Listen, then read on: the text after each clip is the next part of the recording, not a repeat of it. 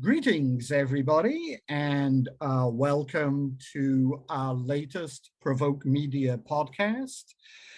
We are partnering with our good friends at the world's largest public relations agency, Edelman, and I am delighted to welcome as our guest today, Andrea Hagelgans, Managing Director of Social Issues, and we're going to be discussing the way in which companies can and should, and in some cases must, engage with what's going on in society right now. Welcome, Andrea. Andrea, why don't you tell people who you are and why you're here? Sure. Thank you so much for having me. My name is Andrea Hagelgans. I am a managing director and head of social issues engagement in the US for Edelman, and have a long history in politics, societal issues, and advocacy, and am delighted to speak with all of you about the ways in which business is now engaging in society. And Andrea has very kindly volunteered to touch the third rail of American politics, not Social Security, but abortion in the wake of the Roe versus Wade decision from the Supreme Court recently. So this should be fun and hopefully provocative, as we like to be on these things. I wanted to start though by going back sort of 30 years or so to 1990, when I was just really starting out in the public relations journalism business in the US, having worked in the UK for a while. And one of the first big stories that came along when I was covering PR in New York involved a company called Dayton, Hudson, which some of you will be old enough to remember. Most of you won't, but it evolved into what we all know and love as Target today. And Dayton Hudson was a Midwestern retailer with an active corporate philanthropy program, and for the longest time had been giving money to a variety of nonprofits, including Planned Parenthood. What had happened to make this newsworthy was that somebody in the legal department, it's always somebody in the legal department had decided that giving money to Planned Parenthood might get the company in trouble, and so made a unilateral decision to rescind the grant. Planned Parenthood was alarmed by that decision, mobilized its supporters, many of whom immediately cut up their Dayton Hudson credit cards and sent them back to the company. And that prompted within Dayton Hudson a rethink of their decision. And they decided instead that they would reinstate the grant to Planned Parenthood. I'm not giving out any prizes for guessing what happened next, which was people on the other side of the abortion issue decided that it was now their turn to cut up their Dayton Hudson credit cards and sent them back to the company. And so there was an equally violent reaction, violent in the meaning of abrupt and exhaustive rather than the kind of physical violence that you might expect to see around one of these issues today. And Dayton Hudson found itself caught in the middle of the abortion wars, looking as if it was sort of constantly weighing the number of cut up credit cards that came in from the pro-choice side, the number of cut up credit cards that came in from the anti-abortion side, and trying to make a decision based on expediency and who would be loudest or quietest or whatever. And it was a pretty unseemly episode in corporate history for a company that had actually got a fine tradition of handling public relations in a progressive manner. Sorry, this is a really long intro, and I know everybody really wants to hear Andrea's voice rather than mine. But I was reminded of the Dayton Hudson fiasco earlier this year when Disney in Florida found itself similarly prevaricating over the Don't Say Gay legislation that was going through and eventually passed the Florida Senate. And Disney, for those who weren't paying attention, I can't imagine that's many of you, Disney had given financial support to many of the politicians who were behind the Don't Say Gay law. The company felt that it was appropriate to remain silent and not take sides. It received huge amounts of criticism internally and externally for that decision, and eventually decided that it was going to not only get involved, but actually sort of take the lead in combating what it saw as an unjust and oppressive law. And we can talk about the consequences of that decision as we go on. But my first question, I guess, is what has changed in the 30 years and what hasn't? How is it that 30 years on, companies are still making the same sort of mistakes or looking, as inept as Dayton Hudson did 30 years ago? And what's different now in terms of the rules of this particular game? Yeah, I think it's an excellent question, and thank you so much for that recap and reminder of how these issues have transpired for many decades. It has not been simply just a new outcrop from the last few years. I think what has changed is you are now seeing generational differences in what, in particular, employees expect of their company. Our Edelman Trust Barometer shows that people actually want companies to engage more on societal issues, not less. There is, for so many years, there was this rule that you don't want to overstep as a business and speak out on issues that might not be directly related to the business. And now there's a recognition that, in particular, employees being in a driver's seat in many instances and a major stakeholder, they do expect the company that they work for to align with their values, whether that's on climate change or economic inequality or access to healthcare, which many would argue, and you can see this in the polling, abortion, sex education, the services that Planned Parenthood provides are healthcare. It is not necessarily a political issue that people are going to Planned Parenthood for. And so what you're seeing now is a more engaged, more invested employee base, I believe, in understanding where a company is on an issue. What hasn't changed, though, is the recognition that companies' purpose really should align with whatever they're engaging in. So it needs to be a credible conversation at this point. So if a company is going to go out and engage on an issue in the community, say it's about jobs and reskilling, it needs to be really connected to the purpose of the company, which I'm pretty sure you could argue in many instances, reskilling would be one of those issues.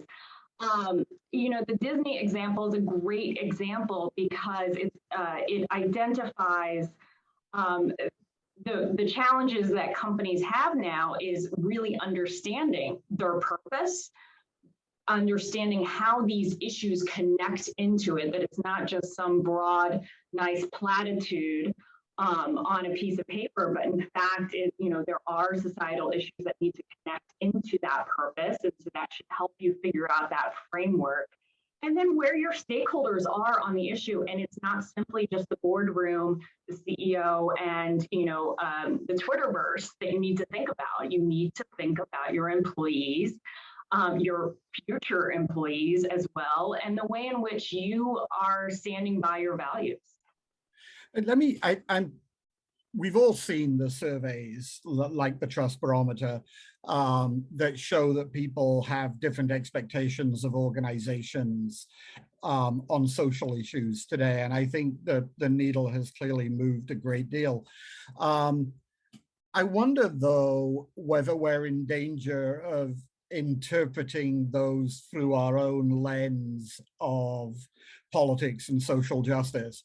I mean, I think we all think, well, yes, there are lots of people out there who want Disney to engage with the Don't Say Gay law, or for companies broadly to engage on abortion.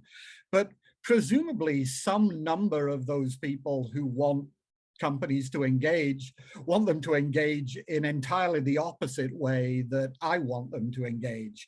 I would like to see companies engaging to help women find ways to circumvent oppressive abortion laws.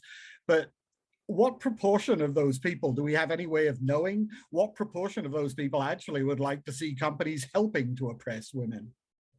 Yeah, no, it's very interesting. I mean, if you look at, if you take the issue of abortion, which has been polled extensively since Roe v. Wade was first announced, this is probably one of the most polled issues possible.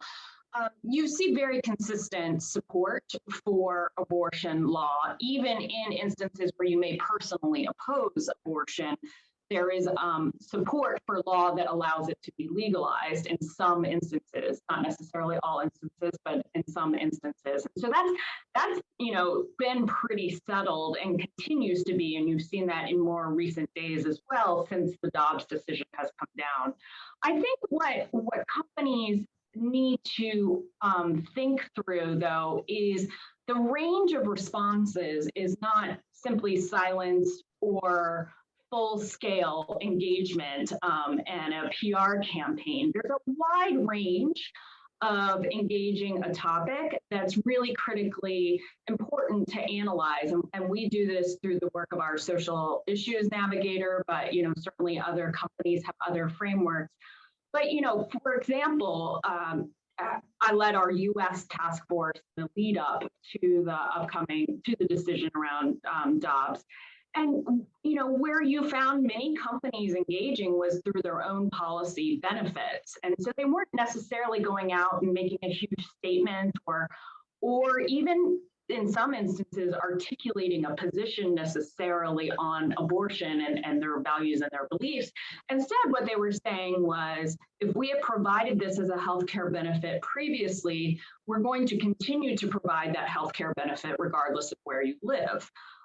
And so, there's that option. There's certainly coalition options. You've seen a number of companies engage in around guns, more recently on abortion and some of these other topics, recognizing these as workforce issues that need to be really grappled with at the political policy level, but then also in local communities as well.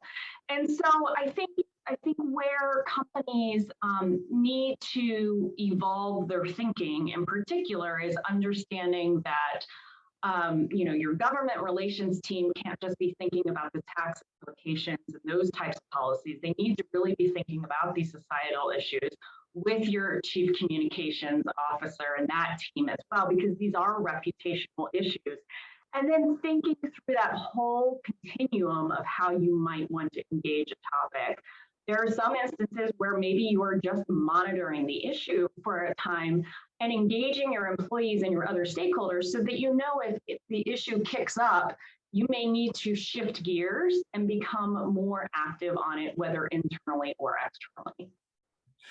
I'm interested that you're talking about sort of workplace policies and using those as an alternative to making big vocal public statements about things, because that actually is probably a great way to respond to what I think has become the most vocal stakeholder group on this, which is the internal stakeholder, right? And Disney certainly felt huge pressure from people inside the company.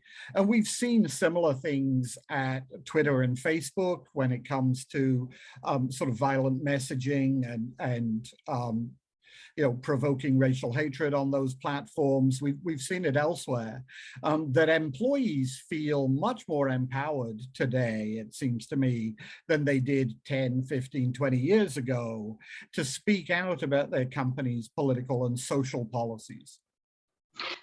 Absolutely. I mean, you certainly see that in particular with Gen Z research.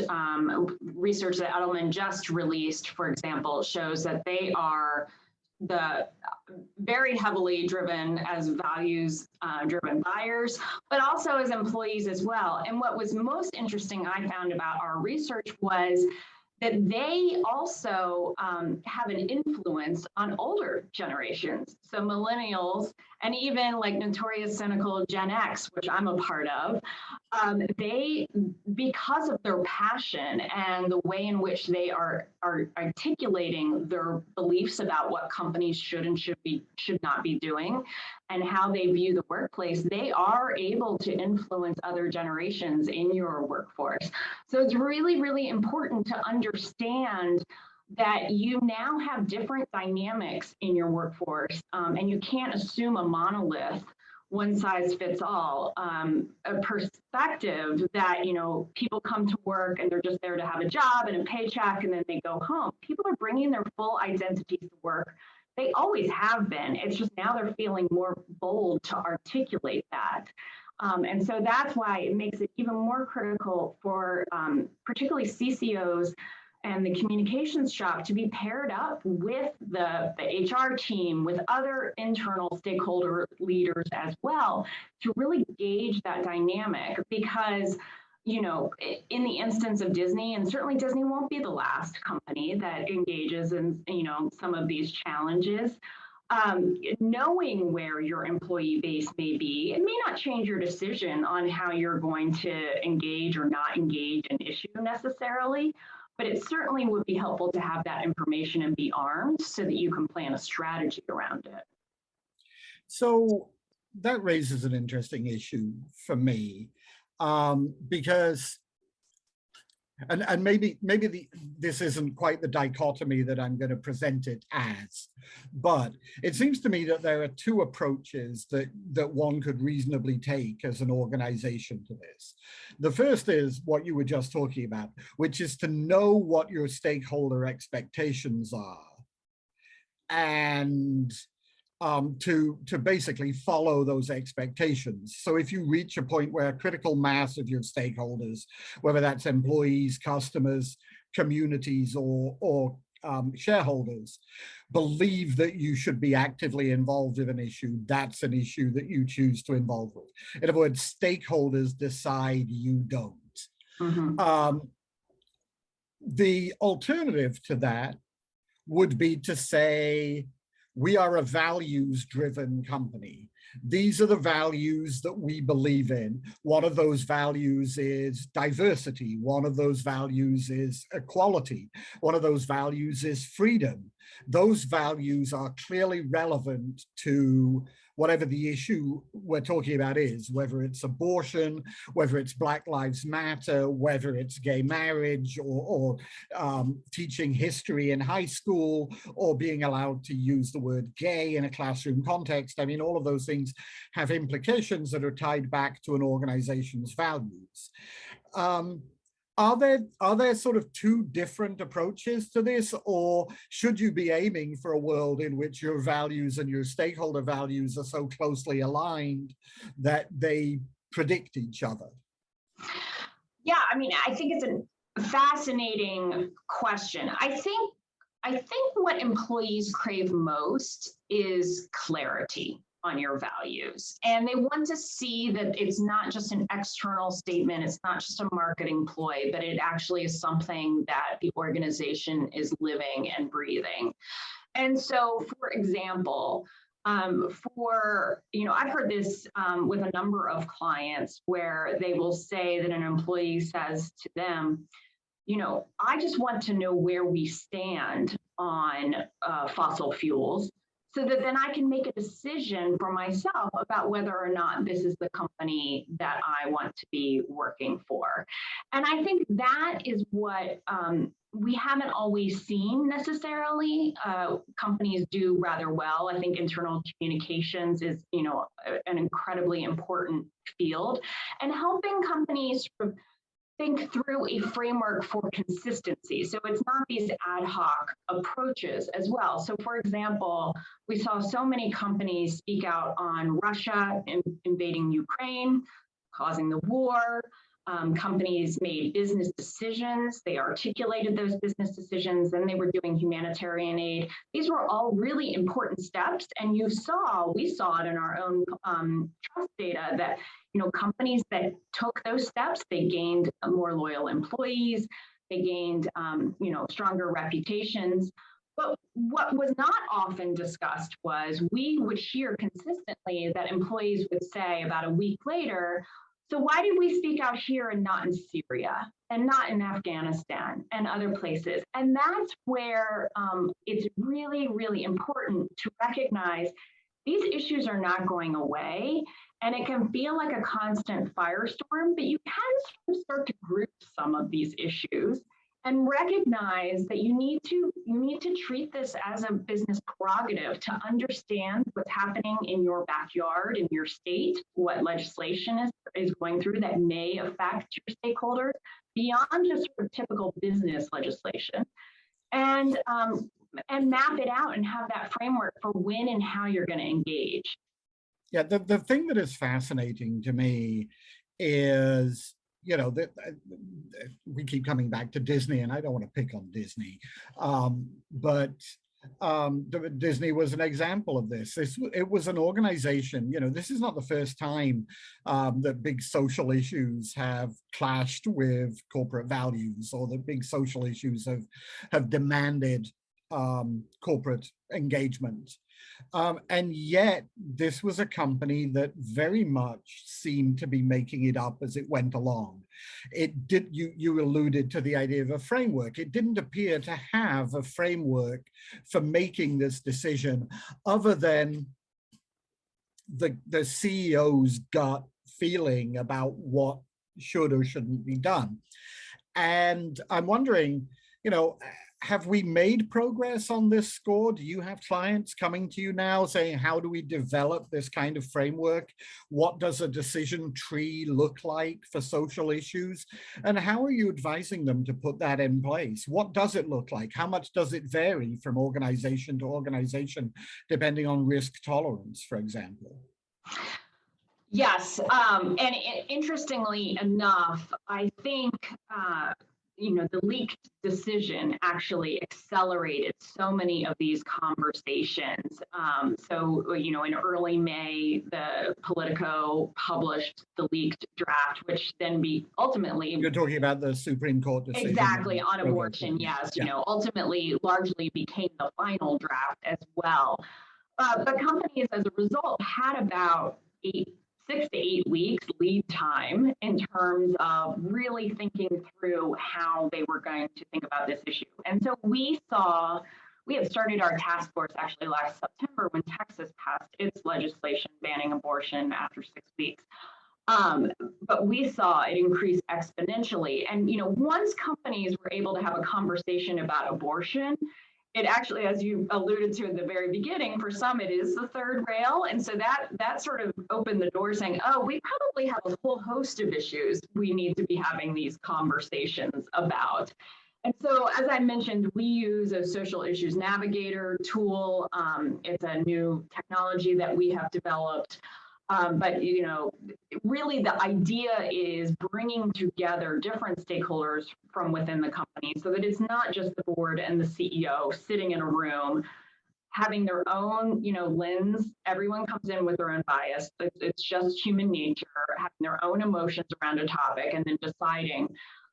That's really critically important, particularly in this world with diverse opinions, where boards and CEO leadership still don't reflect that diversity in America. So it is absolutely essential that you gather the people within your organization to really think through these conversations. And so, think through the impact of the issue on the business. You have to understand how it's going to affect your business. That's your number one priority, right, as a company.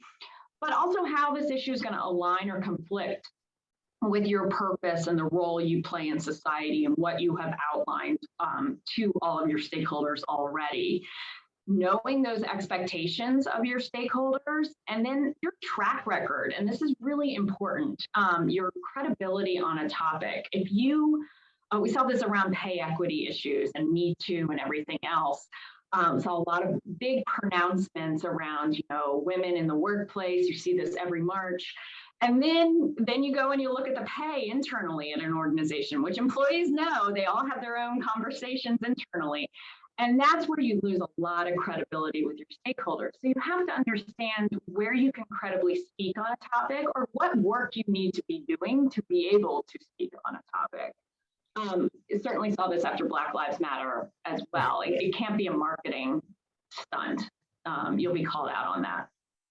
You talked about getting internal stakeholders together, and that raises an interesting question for me. I tend to see everything through the prism of public relations, and I tend to see this issue as being fundamental to relationships between organizations and their key stakeholders. And that's, if it was up to me, public relations people would be in unilateral control of stuff like this, and CEOs would just nod and do whatever they were told. Clearly, that's not how the real world works. And my guess is that when an issue like this comes along, there is, in fact, the need for multiple departments within the organization, for multiple members of the management team with different purviews to get involved. Who needs to be in the room when these things are being discussed, other than the public relations or corporate communications people? What kind of coalition is necessary internally? I think it really depends on the issue, but and for some stakeholders to be in the room. But in general, what we have advised is to have your head of HR, your head of DE&I, always legal counsel, general counsel should be in the room to help you think through those. Maybe your board representative, or, if you are a nonprofit organization as well, maybe donor development folks, things like that. You need to really think about, if you map out your stakeholders that you care about, figure out then who that representative is that should be in the room to be able to convey a perspective on that. At Edelman, we go through this ourselves, and I participated in some of those conversations because we think it's really important. We know we will be called, for our perspective on issues and what we are doing for our employees as well. And so we need to live that as well. And so that's why it's important to, again, my biggest takeaway is we are heading into a very intensive midterm season in the United States. Obviously there's huge geopolitical conversations happening right now. It is worth it to take that time, to take an afternoon and map out all of the issues that are keeping you up at night in society, and then think through how you're going to tackle these as a company in terms of getting these stakeholders to the table to have the real conversations you need to have. You simply don't want to be having it the first time you get that media call. Right.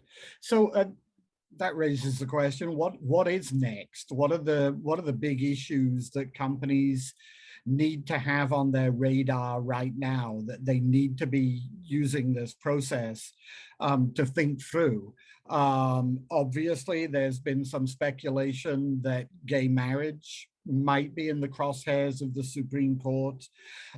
There are all kinds of voting rights issues, which we sort of saw companies addressing after the insurrection of January 6th, when some political donations dried up for a brief spell.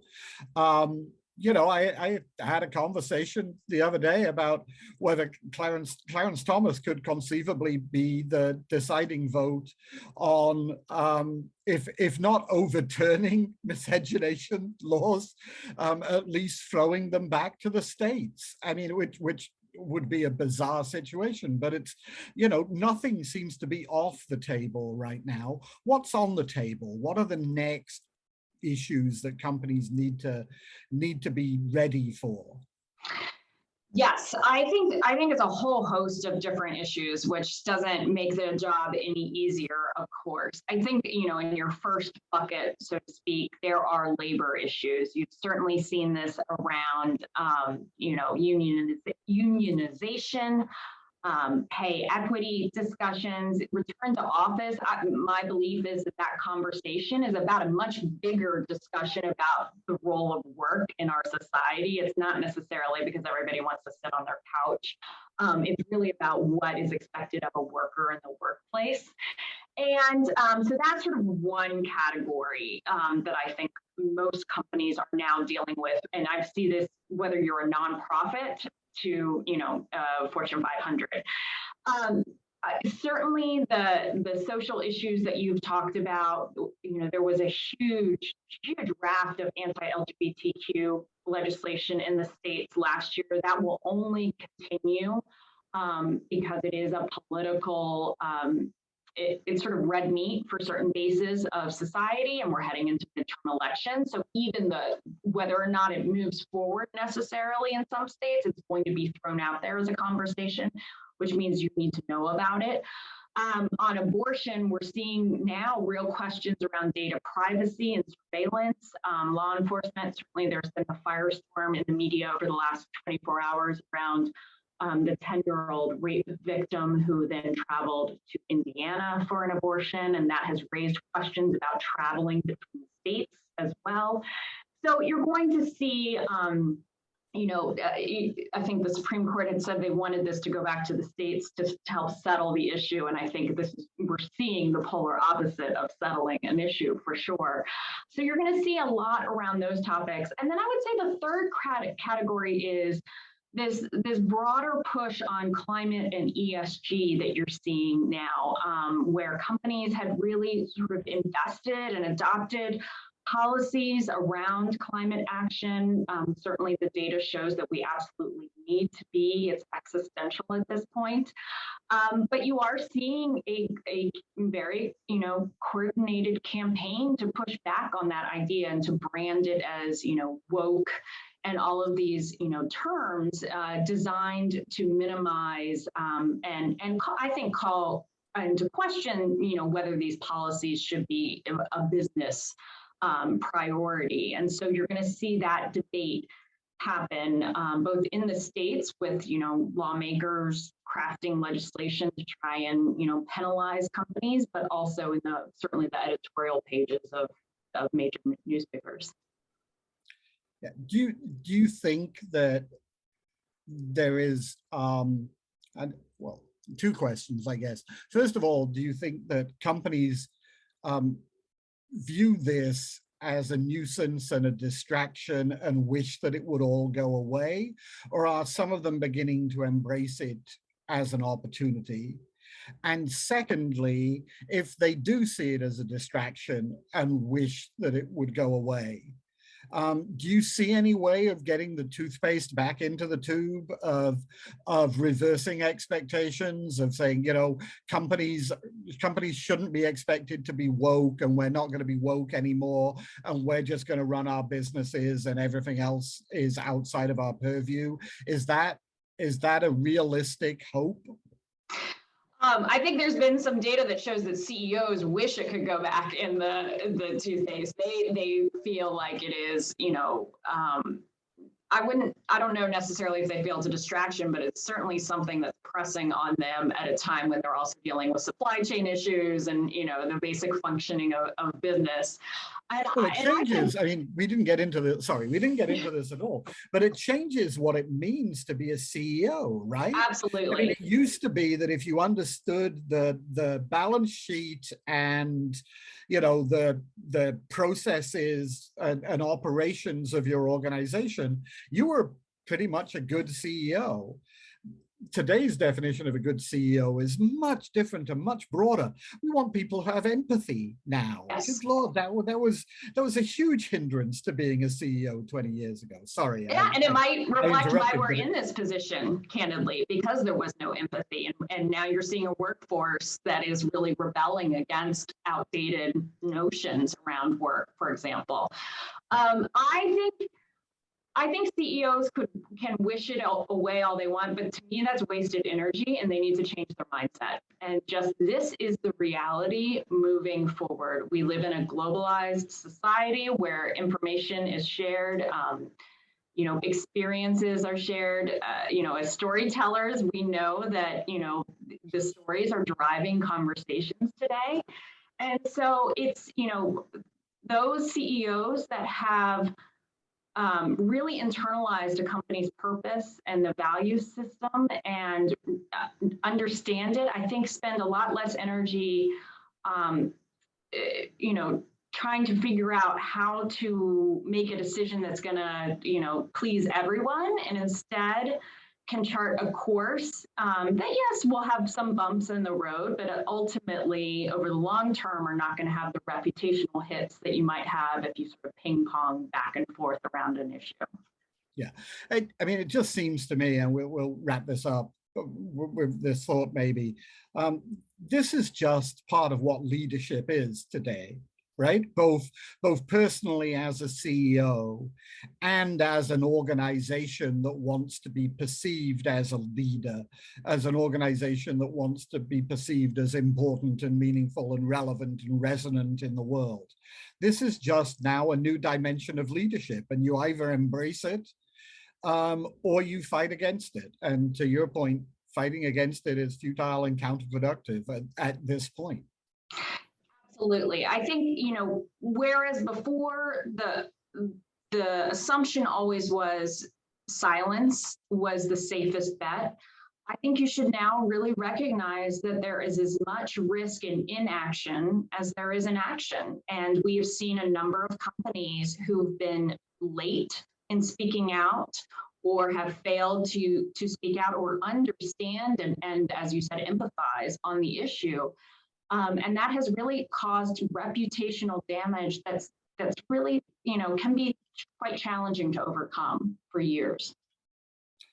Okay, I think we're probably out of time, but I also think we could probably keep talking about this and its various dimensions for a lot longer. It is a fascinating topic. It has to be keeping a lot of CEOs and a lot of CCOs awake nights.